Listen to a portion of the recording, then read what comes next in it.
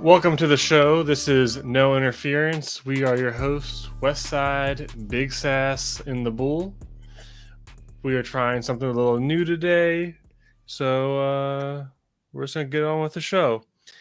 Week 6 is in the books. A lot of interesting things went down. Some teams are still undefeated. Some teams choked. Some teams or one teams? Well, I wasn't trying to spoil things, but let's just hop right to it. First thing to talk about, besides the fact that the Bucks got beat by the Steelers, who had to go to Mitch Trubisky, Tom Brady had a little tirade and chewed out his O-line.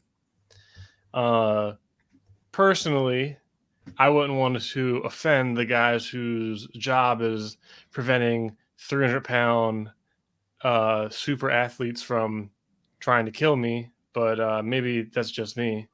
What do you guys think about that?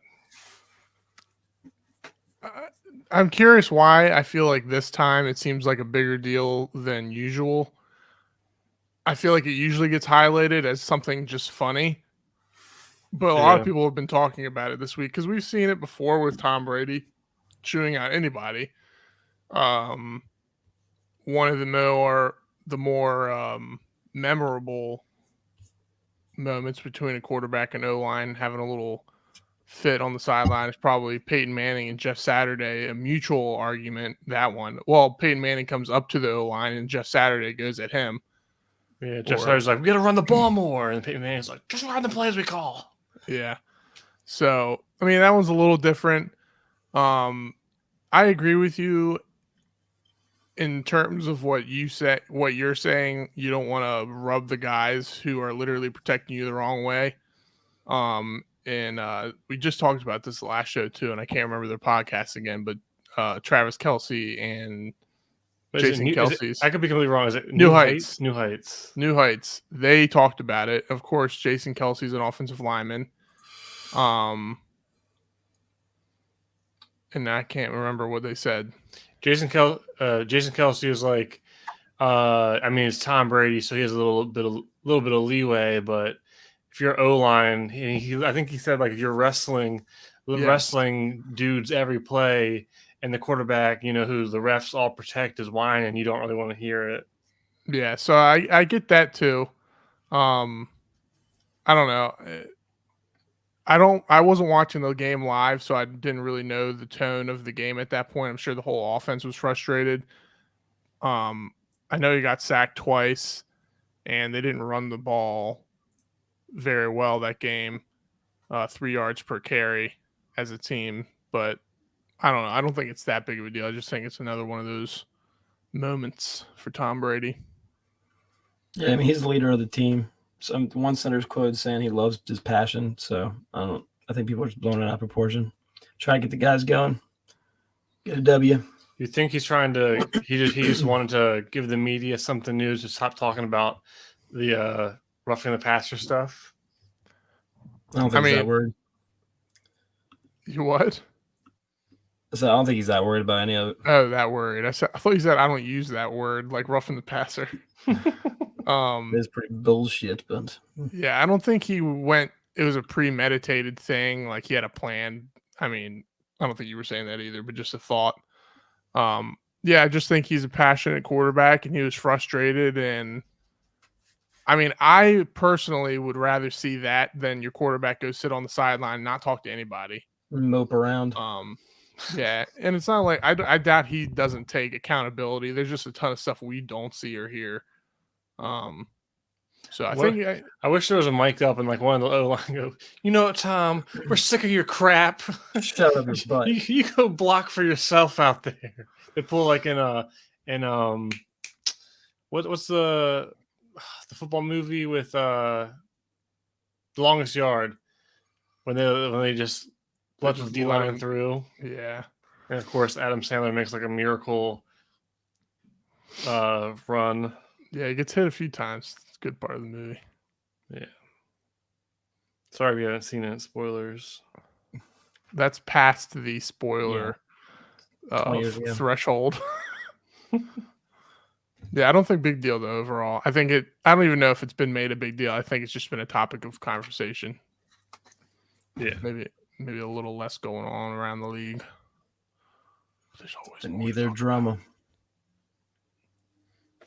Look at that good old Kevin White just got like a 60-yard catch for the Saints. So my ESPN league is saying that the Cardinals and Saints players are on a bye week this week, so I'm not getting counted for any of their points. Well, I'm sure they're updated. They Okay, better. so we basically think that the Brady thing is not that big of a deal. At least you guys do. I never liked Brady. No, All right, moving on. Carson Wentz has a bit of a hand injury. He is going to be out 4 to 6 weeks, correct?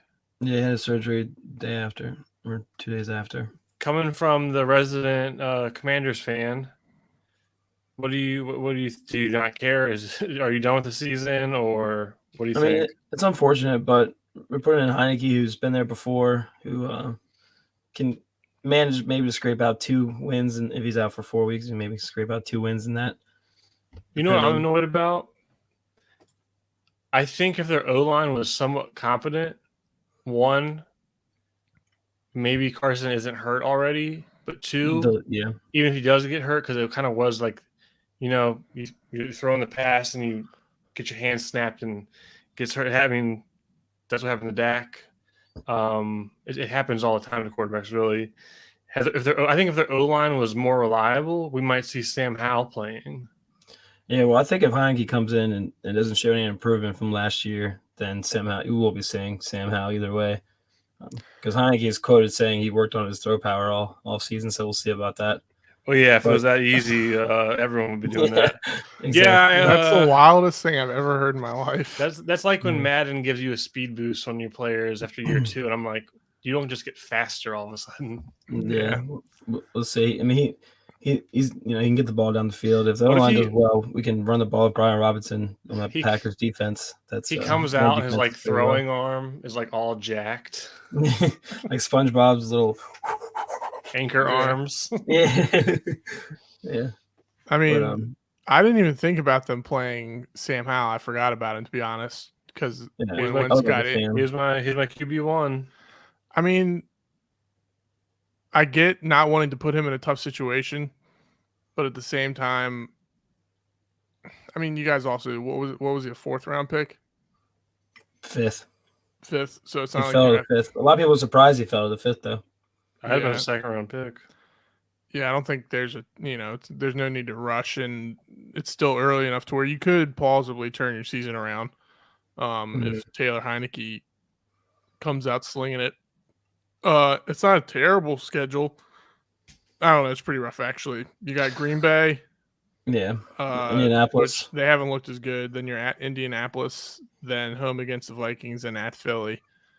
The biggest thing that sucks is that there goes the Wentz revenge tour, even though you guys already played Philly, but that one's in Philadelphia. I would have liked to seen him play in Philly and then at Indianapolis. Yeah, there's a chance he can still have it next year with Philly, depending if they let him ride out this contract. Some other bad news was Jahan Dotson retweaked that hamstring today in practice. Oh, did he really? Yeah, he was running a slant and he saw him just pull up, hobble off. Those hamstrings. Yeah, those hamstrings. Hamstrings will get you. Dirty bastards. Yeah, I mean, it's been a tough season overall for Washington Commanders, and now you got Wentz is injured. All this news about Dan Snyder coming out this week, and Chase Young's still not back. Yeah, Chase Young, and you're dropping the Dotson breaking news on us. So it's Well, while you brought that up, line's battered. Since you brought that up with Irsay. He's like, I think we got the votes to vote Dan Snyder out. That's like Saddam Hussein calling the devil evil. I mean, you got a point, but I think most people would agree that it would be the best for the franchise to move on from him. Yeah, I definitely don't disagree with that. I just think Irsay is a dummy. I think Dan Snyder's definitely pulling a Wolf of Wall Street. I'm not effing leaving. Yeah. Like he said, he's all this stuff coming out, even though his people denied it, but saying these claims that he has all this dirt on the other owners and private investigators following owners, Jerry Jones in particular. I don't know. The whole thing's just weird. Tough season for the Commanders and our Commander fan. It's rough. It was a playoff. I think playoff expectations were the thought this year, and between the three of us, I think. Yes. I mean, you thought the defense would rebound. I mean, the defense has been kind of disappointing. Well, no, the offensive line is what kind of. I knew offensive trash, Sheriff left, but they brought in some guy, and they lost Morgan Moses, but I didn't think it would fall off as much as it did. And it didn't Sam Kasimi, didn't he get benched or something? Was Sam Cosmi? Cosmi? No, he got hurt. Oh, well, that's a blow too. That's what I'm saying. Our O-line is hurt. Well, sometimes it happens. You gotta play the hand you're dealt. Well, anywho, let's move on to something slightly less depressing depending on your fandom. The Baltimore Ravens go back to New York this time to play the Giants.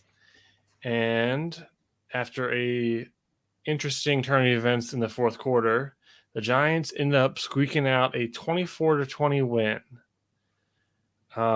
Just looking at the stats, Lamar Jackson had a so-so game, had 2 turnovers, whereas Daniel Jones somehow has a turnover-free game, throws 2 touchdowns, and he only rushes for 6 yards. So he won from a more traditional role. Yeah, another fourth quarter lead squandered by the squandered. Yeah, squandered does not sound right coming out of my mouth right there. Squandered another fourth quarter lead. They were up 20-10 in this one. Nothing. This one wasn't as egregious as the other leads they had, but I think it was just the expectations for this team, and I think this one is worse than the other losses. I mean, the Giants are proving that they're a decent team, if not a good team, and the Ravens. I can't remember the situation at the end. If it was a tied game, no, they were up 20-17, and Lamar the Ravens interception when he should have thrown the ball out of bounds. Yeah, the Ravens had a chance to march down the field and seal the game, and it went bad. And Lamar Jackson made a terrible play. I can't remember how he did. Was it a bad snap, that play? Yeah, it was a bad snap. And he made a nice play to wheel out. He recovers the ball, and he's rolling out, and I can't find it. I had the play. He's chucked it up to Mark Andrews, I believe. No, Patrick Ricard. You're right. I saw the highlight, and I was like, oh, Mark Andrews, and it was Picard. And I was like, why would that be, why would that be your choice? Unless he just threw it that bad. Well, the saying is, okay, here it is. Jackson, it's a bad snap. I think it was on the center. It was 3rd and 5 at the 40, 3 minutes left. Baltimore's up 20-17. Lamar Jackson makes a good play to recover it, gets on the run. It's a broken play at that point. Just throw it out of bounds, punt at 4th and 5. You're going to get good field position. And you would assume at the very least you can hold them to a field goal, maybe get a game-winning drive so Tucker can make a field goal or just go into OT. But instead, Lamar tries to throw it across, not even across his body, but in the middle of the field on a broken play. Patrick Ricard and the Giant safety, Julian, he's safety or a slot corner, I think. Julian Love is literally right there, jumps it. Very similar to the Chiefs-Bills game when Mahomes is trying to hit whoever at the end of the game, and the Bills corner jumped it. And, he throws the interception. Giants get a great return out of it. They punch in a touchdown with Saquon Barkley. Ravens get the ball back with some time left. You think maybe this is going to be a Lamar Jackson drive rather than choking leads. They can steal a win themselves now. And then Kayvon Thibodeau comes off the edge and snaps the wrist, and Lamar fumbles the ball. Game over. Yeah, and even going back to that second to last drive on the interception, right before that, it was 2nd and 5. Lamar Jackson. Wait a minute. Whatever, I can't remember the yardage, but Baltimore, they committed an illegal formation penalty right before, and it was I think it was 3rd and 1. Yeah, Ronnie Stanley was lined up in the backfield, I believe. Yeah, so rather than possibly running some kind of power play or Lamar Jackson draw from the 1 yard on 3rd down, they had a 5 yard, and then the bad snap happened, and the rest was history. Does it say more about the Ravens or the Giants? Bit of both. A little bit of both. I think Brian Dable has shown that he's a really good coach.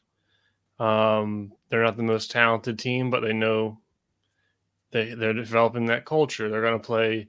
They're going to make you work on defense, and then they have Saquon Barkley, who is having a great comeback year, and Daniel Jones is doing his best to limit turnovers and take the easy play. You don't have to put the team on your back, basically. Whereas the Ravens, sorry, go ahead. So a lot of people are giving credit to Wake Martindale too for knowing the Ravens so well, being with the organization for so long, coming over. Yeah, he knew what to do with Lamar. They blitz Lamar a lot, even though Lamar actually has been good against the blitz this year. But I think they blitzed Lamar a lot out of cover 1. They tried to limit his running room. I watched the whole game. Lamar had some decent runs, but the Giants had fairly good gap control so that he wasn't getting those explosive plays. Yeah, they mentioned that before the game, and I think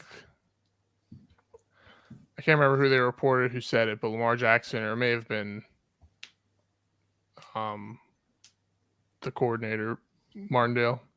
That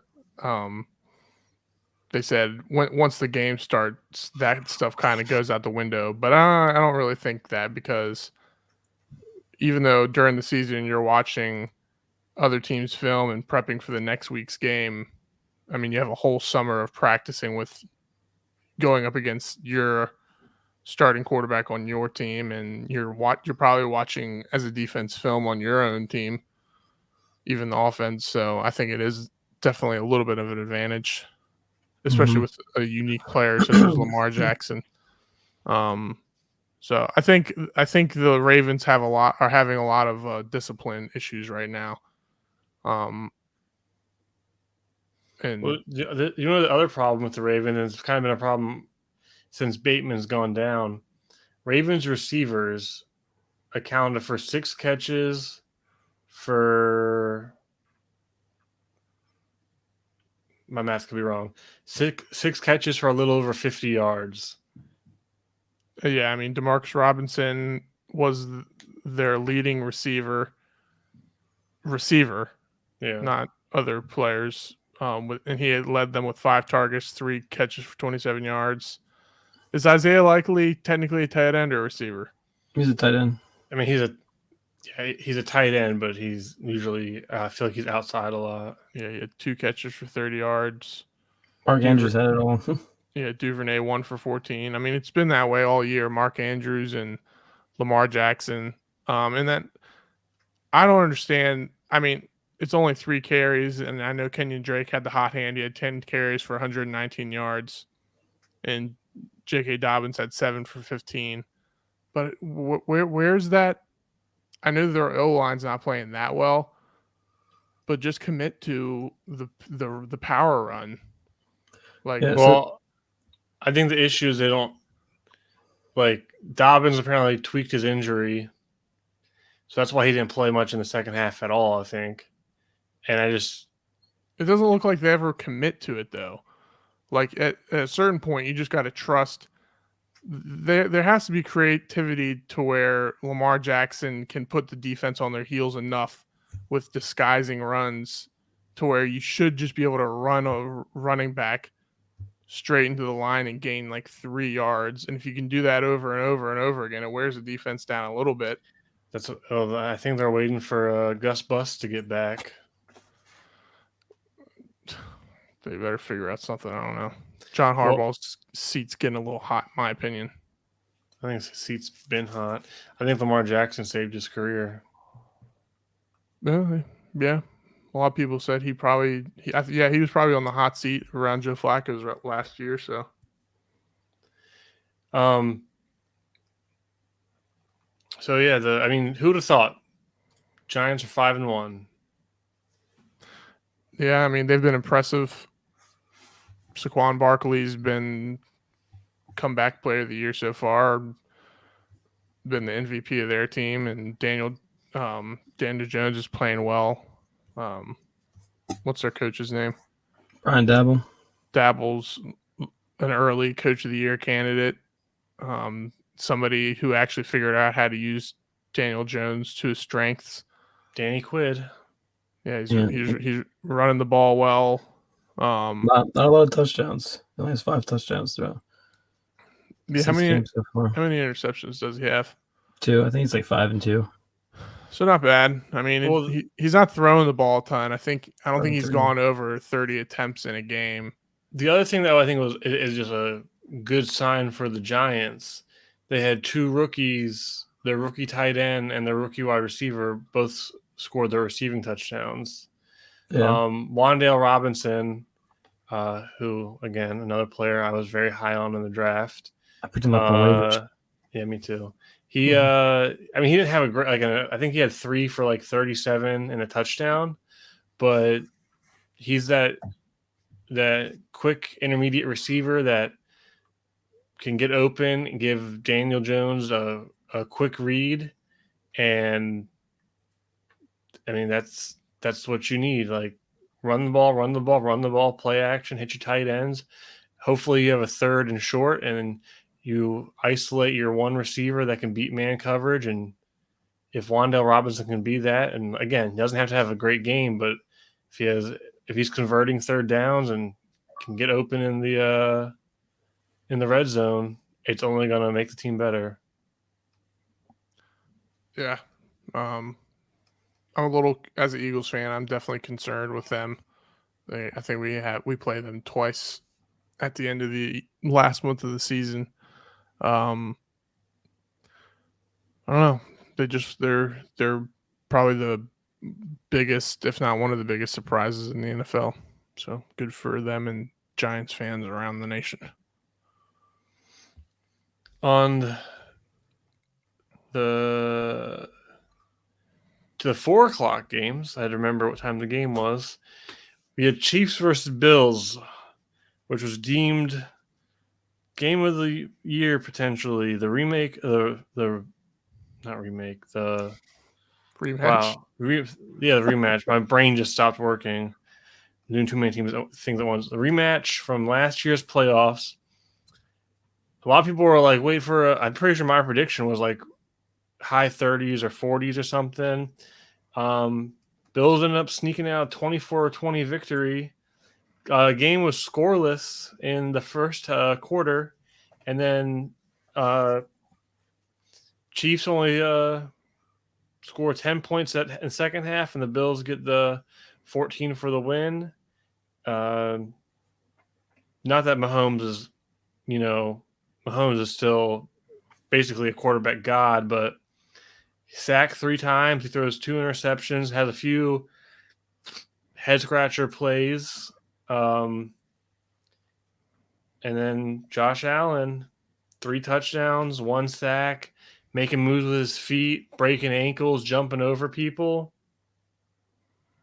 Definitely a signature type game. I mean, it was a really good game. When you look at, especially if you're a Bills fan, Josh Allen. He's Josh Allen. We talked about it before the game. We're saying Josh Allen is basically you couldn't make up a better quarterback. He's big, mobile, cannon arm. He's accurate. Seems like he's a good leader. Mm-hmm. He can make people miss. He can run you over. He can hurdle you. He's got it all. Like, you literally couldn't make a better quarterback in Madden. He is what I created in Madden when I was younger. Create a player. And then, a lot of people go, well, Josh Allen's going to put the team on his back. Well, Devin Singletary, 85 yards rushing, 5 yards a carry. Diggs, typical game he's having this year, 10 catches, 140 yards and touchdowns. Gabe Davis decides to show up, 3 for 74 and a touchdown. Dawson Knox, that was the play of the game. Josh Allen buys time. He's pointing, directing traffic, and he throws that on a rope laser to Dawson Knox where just no defender had even a chance to make a play. He just pinpoints right into the breadbasket on the sideline in the end zone for the game-winning touchdown. Yeah, I mean all of his touchdowns were beautiful passes. The other two were to Gabe Davis, right? One to Davis, one to Diggs. Mm-hmm. Yeah, and they were both nice passes. I was just thinking in my head who we were talking about how perfect of a player he is, and the fact that he was such a raw project coming out of college is even more impressive. I mean, he had no offers coming out of high school. He went to a JUCO school and then sent film to a bunch of places and sent them that story, yeah, film, and he's sending them emails and goes to where do you go to college? I can't even remember off the top of my head. Time to hit the Google machine. Wyoming. Yeah, I was just about to say that. I kept wanting to say Missouri, and I was like, no, that's that bum Drew Lock up in Seattle. Yeah, I always forget about Wyoming. He just shows physical gifts are ridiculous. He was blessed with that, but he was more so a project than say Mahomes was, and he's completely maximized his ability. Yeah, I think going back to the game in particular, the funny thing was Tony Romo called the score in the beginning of the game. I don't know if you guys heard that. No, I saw that. I didn't know that. Yeah, he was like, the people have been thinking this is going to be a high-scoring game. I think this is going to be a defensive battle. I think you got a 24-20 score coming. And, of course, that's what happened. It looked like Leslie Frazier had started to spy Patrick Mahomes at a certain point in the game. I don't know if it was in the second half or if it was in the fourth quarter at a certain point in the fourth quarter. But I think both times that's what led to Patrick Mahomes' interceptions, especially the one in the end of the game, because that didn't allow, as soon as I think Patrick Mahomes would break the pocket, the spy would pretty much blitz him and not give him time to make a crazy play on the outside. That happened on that interception. He rushed him and he forced a pass and it got intercepted. So good for Leslie Frazier, somewhat redeeming the debacle of last year. Even though it happened at the end of the second half in this game too, the Chiefs were able to go down the field in 5 seconds and get a field goal. Yeah. The Bills got their revenge though. Yep. But I guarantee we'll see them again in the playoffs. Well, I think Romo said during the broadcast, he was like, anyone in the AFC, you're gonna have to beat at least one, if not both of these teams, to get to the Super Bowl. Yeah, Exactly. I mean, AFC powerhouses. Yeah, Chiefs are sitting at 4-2. Bills at 5-1. Mahomes and Josh Allen are pretty much top 5 or top 2 maybe in all of the quarterback passing categories. QBs of the future are now in their primes. Yeah. I still stand by the fact that the Bills have one of the best defenses in the league, and they haven't got Tre'Davious White back, and they've been missing Micah Hyde for most of the season. What about Kira Elam, rookie corner, killing it? Well, he's actually doing better because earlier in the year they were saying that like they weren't playing him because like he hadn't given them a reason to play even when they were having injuries. So good on him. Did you guys hear the Jordan Poyer story? Yeah, he rode rode 16 hours because he had broken ribs, couldn't fly. He couldn't fly, so he drove to the game and then back to Buffalo after the game. It's a good teammate right there. That's crazy. Well, he didn't drive; he rode. So well, you never know. Maybe he did both. Oh, my ribs, people. God damn. All right. Moving to the real story that everyone's talking about. The only thing that matters, the Philadelphia Eagles are. Damn it. How embarrassing. They have music coming on. Yeah, I was like, did he really play a song for this segment?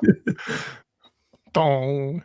The Philadelphia Eagles are undefeated, 6-0, and they're just coming off of a win over the hated Dallas Cowboys. Hate's a strong word, but we hate them.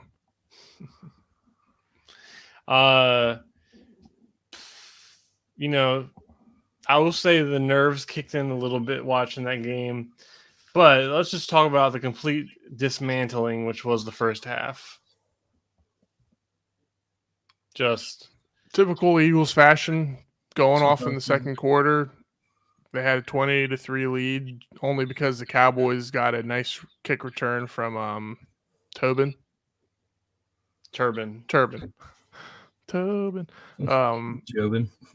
Yeah, got a nice return from him and gave him a short field, and they were able to get a field goal out of that. Almost a touchdown on a catch from Brown, but got overturned, and they had to settle for the field goal. So typical Eagles game up to that point, and a typical Eagles game so far this season in the second half. Giving up 2 long drives to the Cooper Rush-led Cowboys, and the most infuriating thing was, especially on the 95-yard drive, I think it was. Maybe it was the first one. It was both of them, and Ezekiel Elliott just gashing us. And it's like, of course, of all people, we have to let him have his best game in like 2 years. And he was just pretty much a pinball going down the middle. And Taylor, you highlighted like probably 25 times during the game that the Eagles stopped running a 5-man front in the second half. And they're playing that soft like cover 2, which I mean, I guess they've been playing all year and they're undefeated, but that's why these games are getting. If you have I swear I just read it. It could have been an old stat from early in the year, but it was like I'm pretty sure it said that the Eagles, Slay and Bradbury are like the number 1 and number 2 rated corners according to one website.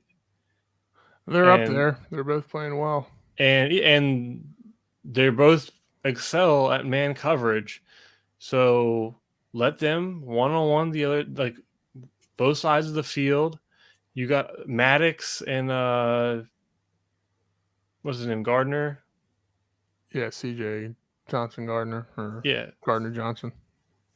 Well, CJ and Maddox, they're no scrubs. And Marcus Epps is pretty good too. He plays in the box a lot.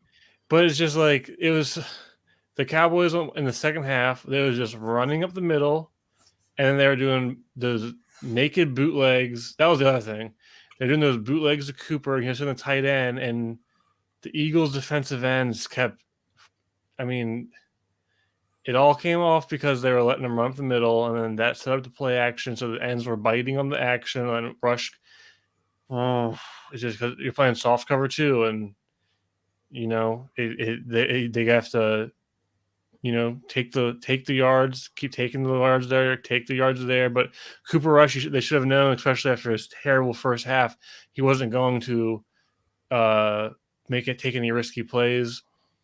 And then finally, when they became a 3-point game, that's when the Eagles, I guess, were like, nope, go back to the winning defense and kind of put the nail in the coffin. But they had to make it a little interesting as they do this year.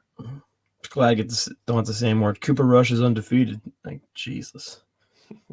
Yeah, it was an overrated storyline for sure. Another thing the Eagles have been doing is it seems very predictable what they're doing defensively, because I think like 99% of the time, I don't know what the root stat is, but from watching the games, if they're in a 5-man front, that's when Jordan Davis is on the field and they're playing a run to stop the run.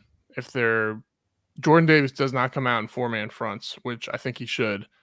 Fletcher Cox is an all-time great Eagle, but he's getting up there in age. He hasn't been playing well for a few years. Good, but not all pro level.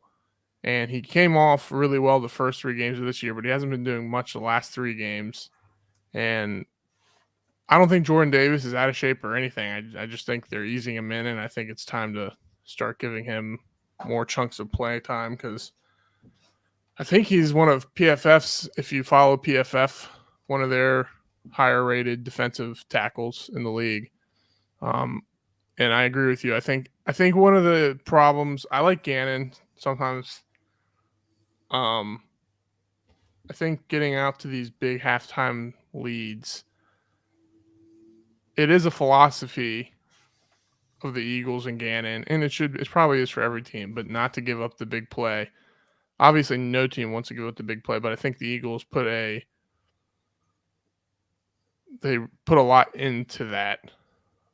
And I guess when you get up to a big league, you assume the other team's going to be taking a lot of shots, so you don't want to give up that quick touchdown. But sometimes those long burning drives that tire out your defense are just as bad, especially when you have a whole half of football. Like if they were up 40-0 in the first half, play cover 2, play prevent the whole second half, they're not going to score 40 points. But 20-3, that's 3 touchdowns, 2 touchdowns, and 2 field goals. So Eagles are still 6-0. People have been talking this week about undefeated season and stuff like that, and like pump your brakes. RJ, You say it all the time. It's any given Sunday in the NFL. So yeah, those secondary acquisitions from the offseason have paid off great for the Eagles. Garner Johnson and Bradbury. Also, I think AJ Brown, we all agree, needs to get the ball more. Come on now. Don't yeah, they're.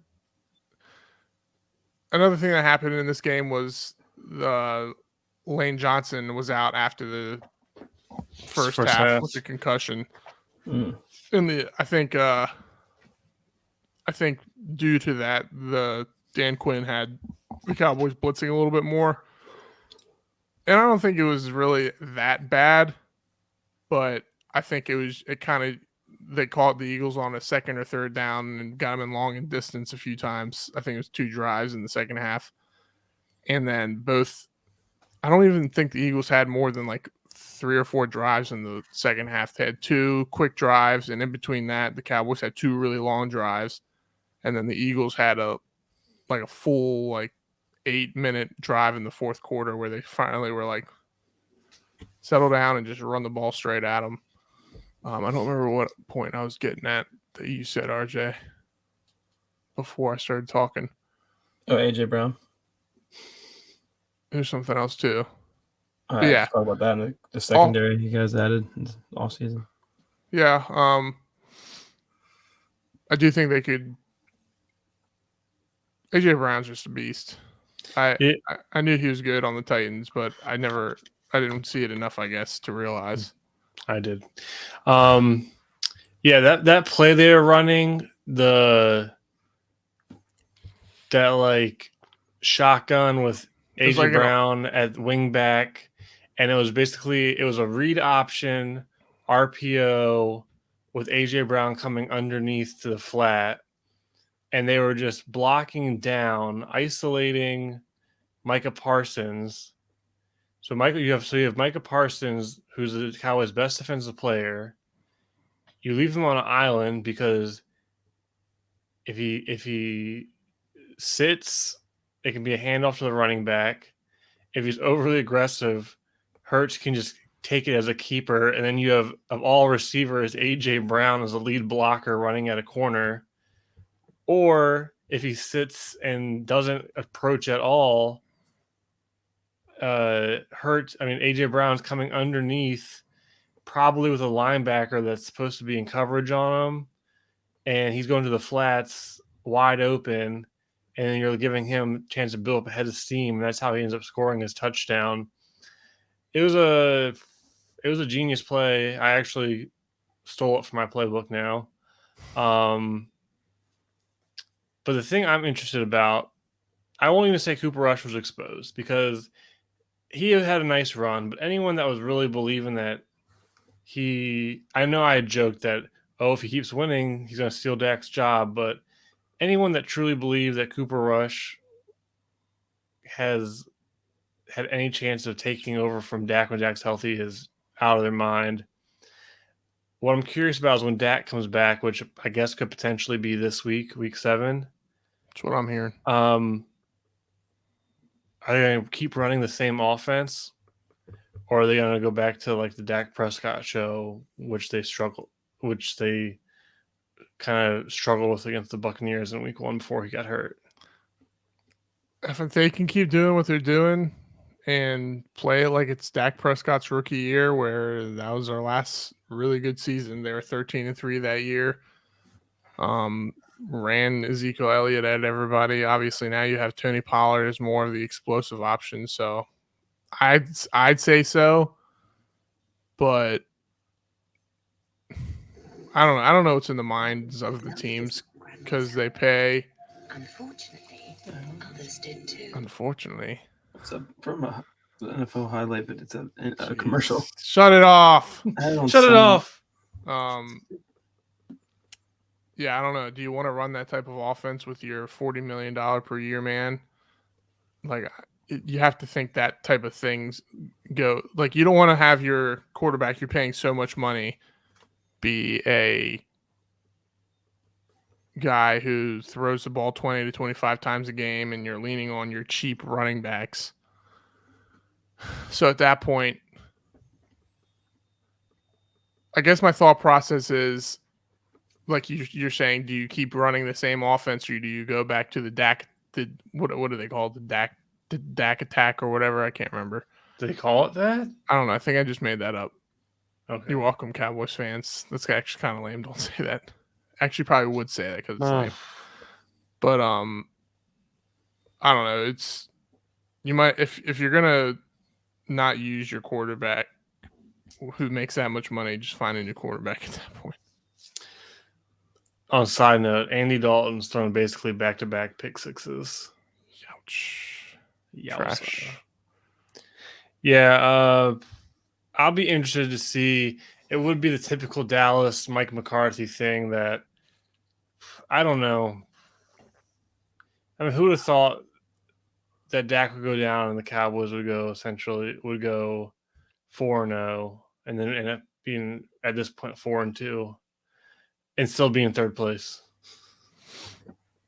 Yeah, I mean, it's possible 3 teams come out of this division if it keeps going the way it's going.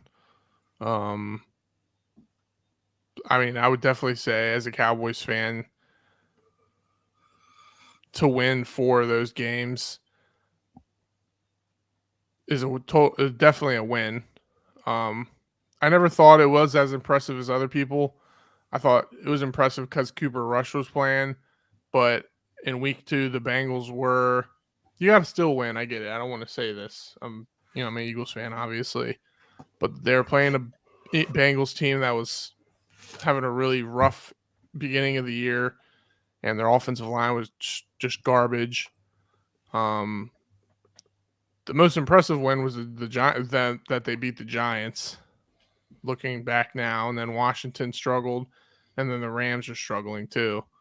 But I don't know. I think we'll see what they do when Dak comes back and how Dak looks. All right. Well, moving forward, next segment. Oh, we are going to do our usual picks for the week. So we can tell everyone who you got. MVP. Nope. Sorry. Out of order. Team of the week. Team of the week. Who wants to go first? I thought you said MVP of the week. Did I? It doesn't matter. Team of the week's fine. I'm running this show. Team of the week. My team of the week was I went with the Atlanta Falcons. Good one. It was kind of teetering who I wanted to pick, but I'm trying to pick different teams and different players. But they were going into a game against the 49ers, and the 49ers have had one of the more stout defenses in the league this year. I think they're top 5 in all major defensive categories. They hadn't allowed a team to score more than 20 points leading up to that game. Let me make sure that's right. Bears 19, Seattle 7, Broncos 11, held the Rams to 9 points, held the Panthers to 15 points. So yeah, just that in itself was impressive for the Falcons to score 28 points, even though one of those was a defensive touchdown. Coming into this year, I think we maybe predicted the Falcons to have like 3 wins all year. About that. And they're sitting at 3-3 after this big win. Marcus Mariota played really well. He was 13 of 14 for 129 yards and 2 touchdowns. He had 9 yards per attempt, so he wasn't just checking it down. Well, he also had a rushing touchdown. Arthur Smith, he's been in this league a long time. He's a Mike Vrabel disciple. Mike Vrabel typically has the Titans punching above their weight class. This Falcons is doing the same. They remind me a lot of the Lions from last year, but they're not the Lions, so they actually get some of these wins. Yep. Good choice. RJ, what you got? I'm going with the Jets. I think I picked the Jets a couple times now. Man, you might want to change teams. I almost picked the Jets, but I was like, I think RJ's going to pick the Jets. Yeah. I mean, I go for the first time, 2015. You got a complete team. You got a good defense. Sauce Gardner's showing him how it's done. He's allowed in man covers I think in 6. He's a catch for 6 yards in man coverage, or 40 snaps, sorry. Ridiculous. Breece Hall running the ball, receiving the ball, getting the ball in the end zone. Zach Wilson's playing good enough. That play where they had Breece Hall at tight end and they jet him across the formation, and the Packers just didn't even see it coming. Yeah, they were a lot of people had the Packers still winning this game. But I actually picked the Jets. I picked the Jets too. Yeah, a lot of people had their cards with the Packers. I was like, you guys done messed up. Yeah, just overall Jets are irrelevant again. It's good to see. All of New York sports right now is pretty happy. Yeah, New York teams are combined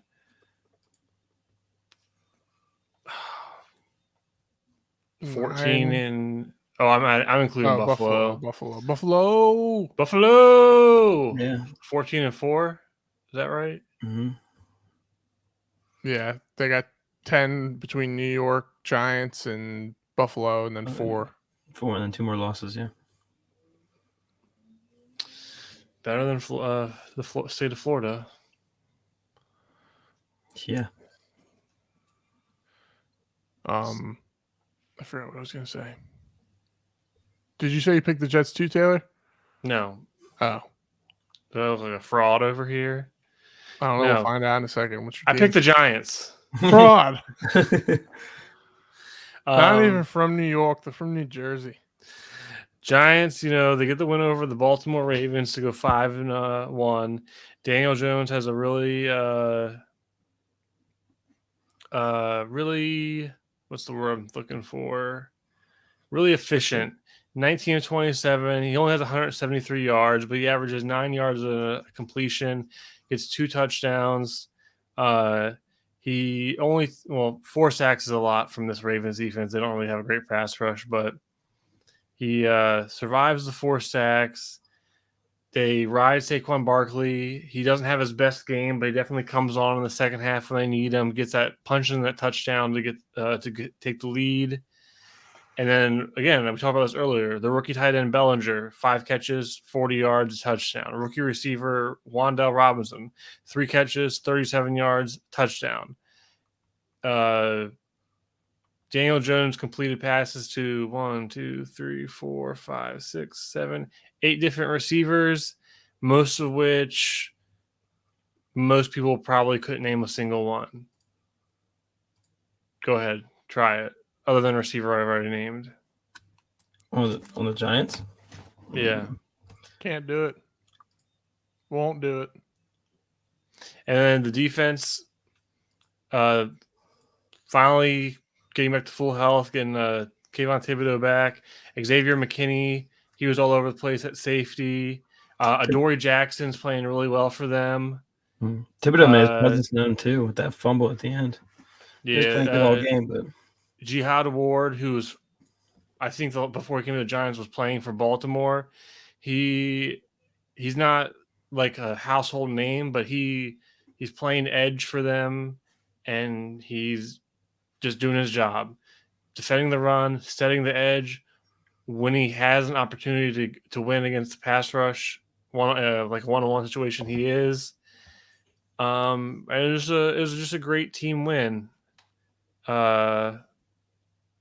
Like we said, who would have thought the Giants would be 5-1? not me. I don't know how long this will last, but they're my team of the week. No arguments for me. Yeah, because there is none. Boo this man. All right. Week 6 MVPs.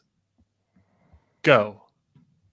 I'm going with a person I had strong belief in the offseason, and then he let me down to start the season, and I jumped off the ship, and I was swimming for my life. Oh, I know where you're And then going. there's a life raft just landed right into my shoulders, and I was saved for 1 week. We'll see how long the air lasts in it. Oh God. But I'm going with Matt Ryan. Oh, Ryan, I knew it. This dirty bastard. Matt Ryan had a pretty rough start to the year, as did the Colts. They're going up against the Jaguars team that had been disappointing the last few weeks after a pretty impressive start. They are who we thought they were. Yes. And the Colts, they were without Jonathan Taylor another week in a row. I think the previous week, they snuck out that win against the Broncos, 12-9. Didn't even score a touchdown. One time I needed Russell Wilson to do something. Lets me down. Yeah. This year, they had a completely different game. This time, they had the field goal game fest against Broncos. This game was a shootout, essentially. And when you have a shootout, you need your quarterback to perform. And Matt Ryan came out, threw the ball 58 times, had 42 completions, had almost 400 yards, and he had past Dan Marino. Yep. And he also had 3 touchdowns. It was a back and forth game against Trevor Lawrence and the Jaguars, but he played well. Michael Pittman had a big game, 13 receptions, 134 yards. He utilized Deion Jackson, 10 catches for 79 yards. Paris Campbell did his thing, 7 catches. And then Matt Ryan hit the rookie Alec Pierce for the game winner, 30-yard, perfect pass, perfect catch. So more of just when I thought Matt Ryan's ice had melted, he brought the frost back, and Who left the fridge open? yeah, I mean, the game might be overlooked because it's Matt Ryan and he's older and he's on his last leg as an NFL quarterback. But if Josh Allen or Patrick Mahomes had a game like that, it would be the story of the week. So kudos to Matt Ryan, and that is my MVP of the week. Yeah, whatever. He had a nice game. We'll see how long it lasts. Hey, player of the week. All right, RJ, who's your Week 6 MVP? I'm gonna be a little bit of a homer and go with Brian Robinson. I'll allow it because I had him in fantasy. Well, I mean, not just because of his first game back from being shot, but he actually, he did good. Wasn't the best average, but 17 attempts, 60 yards, and got his first NFL touchdown. Hopefully, first of many. That's why I still have some faith going forward because Packers' rush defense isn't the best. Hopefully, he can come out this week, get 100 yards.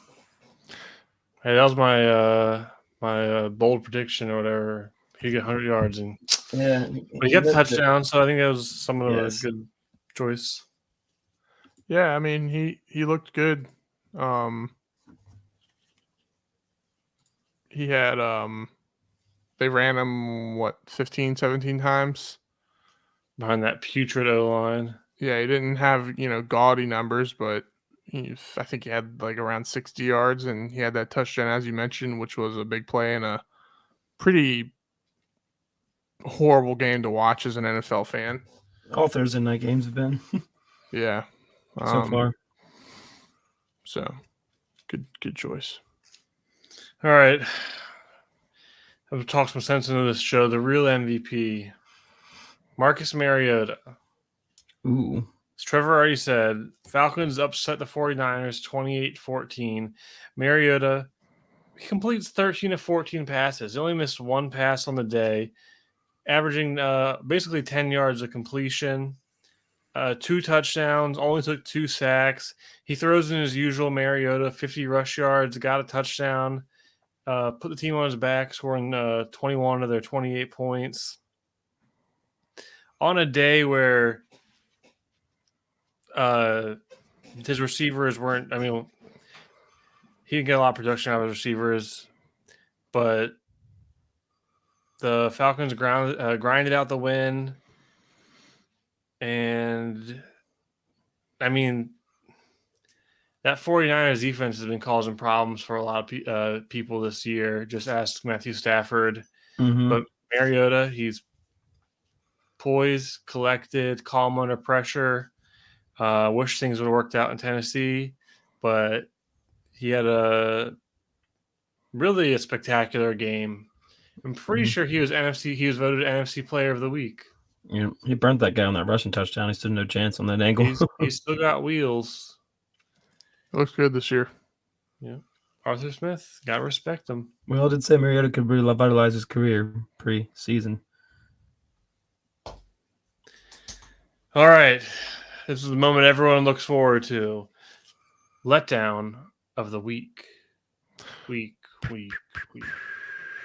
My letdown of the week is between two teams, and I did not literally flip a coin, but I did, is the Green Bay Packers. They've been disappointing this year in general. They have now lost twice in a row to New York teams, the Giants and now the Jets. They're coming into the week 3-2. The Jets, yes, they've been playing better. But,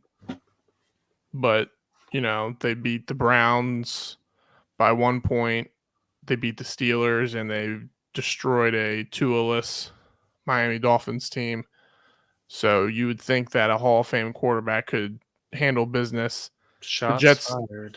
The Jets defense hasn't been world beaters either. They're, I think, in the teens in most major categories for defense. They're currently 17th in points allowed, 12th in yards allowed through the air, and they're 12th in rushing yards allowed. And that's after dominating the Packers. So I'm getting into talking about the Jets here, but the Packers just disappointing. Their offensive line was terrible. What's his name? Quinnen Williams. Yeah. Oh, Absolutely. Jeff, Absolutely wrecked the interior line of the Packers. Pitiful. The receivers on the outside had a ton of drops. Aaron Rodgers didn't particularly play well either. He was 26 of 41, 250 yards, only 6 yards per attempt, and he had 1 touchdown, sacked another 4 times. The run game wasn't there. A.J. Dillon, uninspiring. Aaron Jones, uninspiring. Defense was uninspiring. I didn't expect a ton out of them, but you can really see that Devontae Adams was their offense. Are you saying Aaron Rodgers is a fraud? No. I'm just kidding. But Just because earlier when you said that Aaron Rodgers over the last 10 years is Kirk Cousins. I didn't say that today. I said that months ago. Oh, that's what I meant. Yeah, I did say that in the offseason, and I'm looking right so far. Kirk Cousins got the Vikings 5-1, but just a disappointing loss. They're not looking like a playoff team at the moment. Not a good week. All right, RJ, who's your letdown of the week? the Baltimore Ravens. That was my other flip. Yeah, mine was between actually that and the Packers as well. Good thing. Yeah, but the Ravens, every time they get a double-digit lead, they seem to just let it go. It's almost guaranteed if they get double digits to bet against them. Lamar Jackson had 3 turnovers, two picks, and a fumble. I don't know how you expect to win a game doing that. Only completed 50% of his passes, and without Mark Andrews, probably be 0%. It's just disappointing to see that they get these leads and they just can't seem to hold them. Is this an indictment? Last well indictment? long term. Is this an indictment on their first-year defensive coordinator? Yeah, Wink Martindale seems to be doing just fine over there in New York. They ran him out down. I think he Yeah, was a amicable scapegoat. breakup, but still. I still think John Harbaugh is the one to be pointed his fingers at. Oh, geez. 3D. Yes, but again, Ravens cannot hold a lead to save their lives. Yeah, they can't. It's really the worst of both worlds. The defense. It's like the defense. It's like they just fall apart when the pressure's on, and then their offense the same thing. When they're like, listen, our defense can't stop them. We just need the offense just to grind it out, exactly like the Eagles did against the Cowboys. We just need the offense to put it away, and it's like all of a sudden they can't get a first down. Exact same situations. Giants were down 20. Giants scored. It was 17-20. Ravens had a chance to put the game away. Same thing with the Eagles Cowboys. The Eagles were up 20-17. They took their drive down the field, scored a touchdown to seal the game, wasted a ton of clock. Ravens did the exact opposite, turned the ball over, Giants scored. And also, we didn't mention it earlier when we were talking about the game. Maybe we did, and I just didn't hear. But right after that, Marcus Peters got the interception off of a poor Daniel Jones pass, but he held the receiver on the little crossing route. So that John Harbaugh was shaking his head, but I think the Ravens,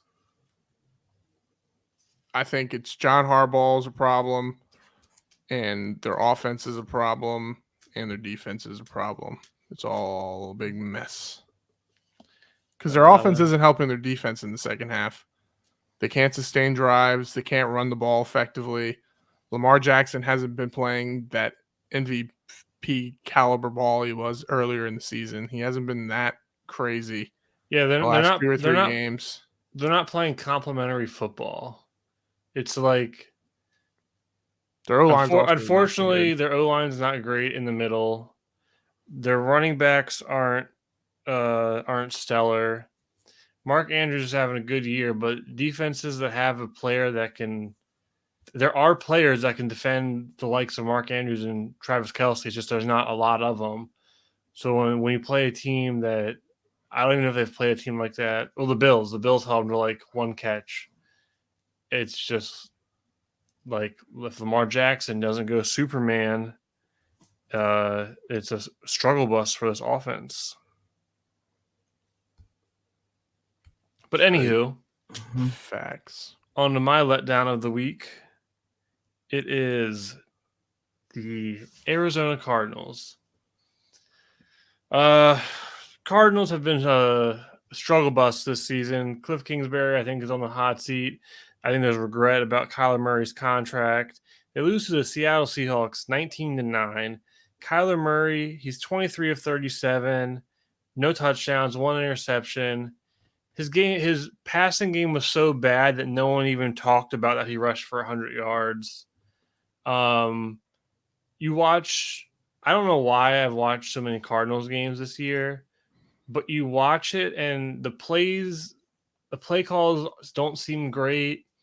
And then Kyler Murray, I don't know if he's just struggling to read defenses this year or he has some sort of issue, but it seems like he goes into a play and he's like, I'm throwing to this receiver, and he misses wide open guys watching that receiver, and he scrambles around trying to make some like magic off broken plays.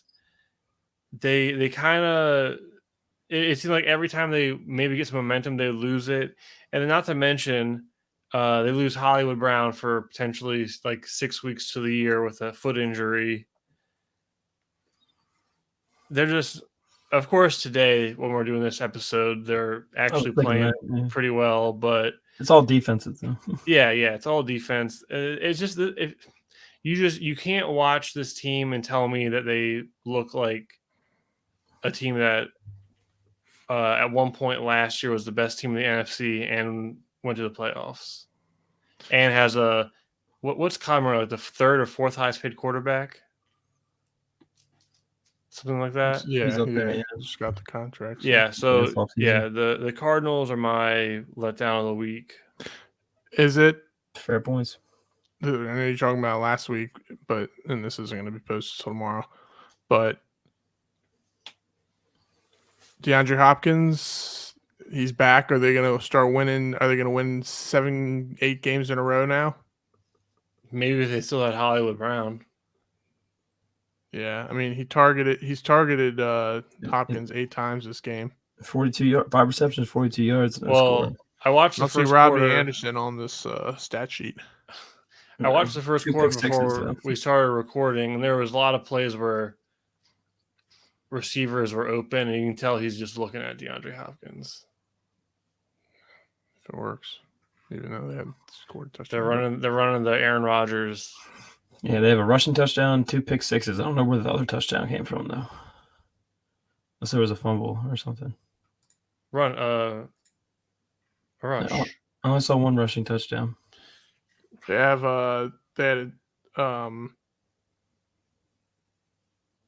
2 pick sixes and the rushing touchdown. Field goal. Oh yeah, they messed up. 2-point conversion. That's what it was. Yeah.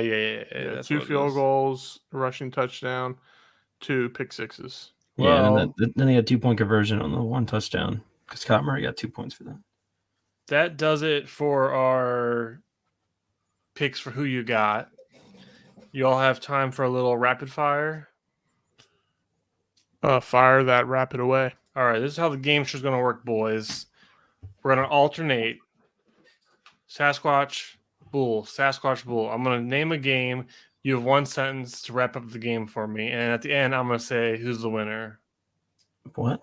Like the future game or this last week? Last week. Oh, I didn't get to watch any games. Okay. Sorry. We got to come up with some riffs. All right, I'm going to start with. I'm just going to go with the order of how they appear on my phone, starting with the young calf. Chargers, Broncos. Abysmal game. Russell Wilson, stick a fork in him. He's done. All right. Justin Herbert didn't look that good either, honestly, but yeah, ugly game. Remember, it's one sentence. I'll give you a Whoa. That was a sentence. It was an incomplete sentence. I need give me like 15 give me like 10 Someone seconds. didn't say Fine, it's fine. agenda today. Fine. 10 seconds. All right, barely moving write a on correct to sentence. moving on to Sasquatch. Eagles defeat the Cowboys 26-17. Eagles prove that they can win in multiple scenarios, and Cooper Rush is who we thought he was. Time. All right. Bull. Bills defeat Chiefs 24-20. Go. F you, Mahomes. All right. The Bills are the best team in the AFC, and they proved it on Sunday. All right. He stumbled out the gates, but he recovered.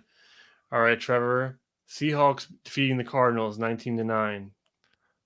Seahawks proving they can win in multiple fashions as well. They've scored in games this year, and they've played defense. In this game, it was defense and special teams.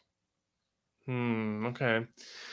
RJ, the Rams defeat the Panthers 24-10. Let's just say if the Rams didn't defeat the Panthers, Sean McVay would be in the hot seat. I'm just kidding. But, I mean, Panthers, Time. you saw what happened. All right, Sasquatch. Patriots defeat the Browns 38-15. Go. Ramondre Stevenson is a baller, and Zappy should take Mac Jones's job. Okay, now about that. All right. Very lofty. RJ. Colts defeat the Jaguars 34-27. Go. I mean, two crap teams playing in the toilet bowl. What do you expect? Fair enough. I'll allow it. All right, Trevor. Vikings 24, Dolphins 16. Vikings are looking like one of the better teams in the NFC, and the Dolphins need Tua back. About to say, yeah, definitely need Tua back. I'll allow it. All right, RJ. Steelers beat the Buccaneers 20-18. That's probably my shock of the week. All right, short and sweet. I'll leave it at that. All right, Trevor. Jets 27, Packers 10. Aaron Rodgers equals no GOAT. Brees Hall, offensive rookie of the year. Sauce Gardner, defensive rookie of the year. Oh, I love it. Ballsy. All right, RJ. Giants 24, Ravens 20. Lamar do better. All right. I pretty much pin it on him. All right, Trevor. Bengals 30, Saints 26. The boys are back in town. Jamar Chase, Joe Burrow connection is back. All right. RJ, Falcons 28, 49ers 14. Definitely disappointed to see what I thought was a top 5 defense go down like that in Atlanta. Go Mariota. All right. Last one, Trevor. Commanders 12, Bears 7. Oh, that's how you lined it up. Carson Wentz.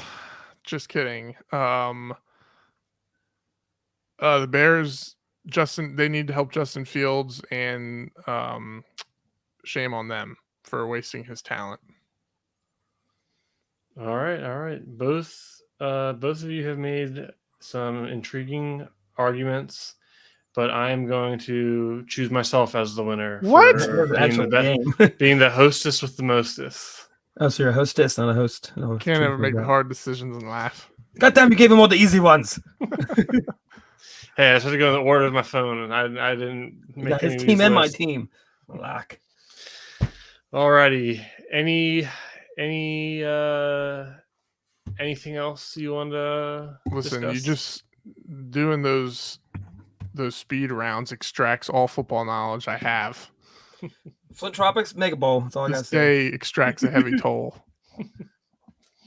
All right. So that does it for the show. That was our week 6 recap. This is our show, No Interference. We are your hosts, Westside, Big Sass, and the Bull. As usual, thanks for tuning in. We appreciate you giving us a listen. If you enjoy the show, like, subscribe, share, drop a comment over here. Follow us on Twitter, Instagram at the NI Show. Post some funny graphics on Instagram. Try to break down some plays and games on Twitter. Pretty good stuff if you ask me. But again, thank you to all of our listeners. We appreciate the following. That's going to do it for today. Adios. See you later. Peace. See you when you get a mo.